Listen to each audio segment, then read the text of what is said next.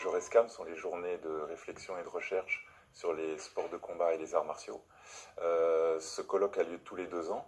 Nous l'avons organisé la première fois à Toulouse en 2012 sur le thème de l'éthique dans les sports de combat et les arts martiaux. Et cette année, en 2018, le thème est la formation dans les sports de combat et les arts martiaux.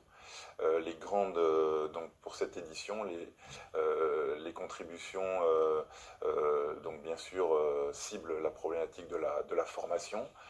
Par exemple, la formation en self-défense, qui est une actualité en France actuellement.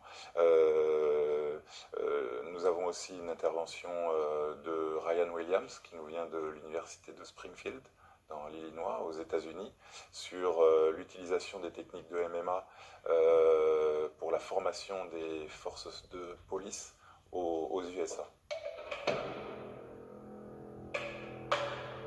Hier, par exemple, Sandra Geoffroy de l'Université Toulouse 3, Paul Sabatier, nous a présenté un master qu'elle pilote sur justement qui s'adresse à déjà des gens qui sont, on va dire, plus dans la formation continue, professionnelle de la sécurité,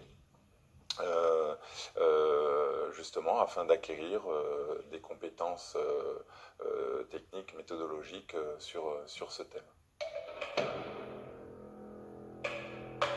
On peut le relier d'abord d'un point de vue sportif, parce qu'on enseigne ici, on enseigne les activités de combat, la boxe, le karaté, le tai chi, et bien sûr la self-défense.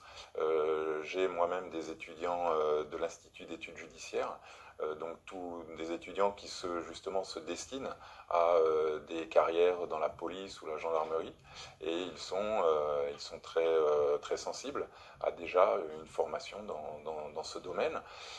Et ensuite, il y a aussi, bien sûr, nombre d'étudiants, et je dirais même d'étudiantes, qui ont ce sentiment d'insécurité à Toulouse ou dans d'autres grandes villes de France, et qui viennent se former en self-défense pour simplement prévenir des cas possibles d'agression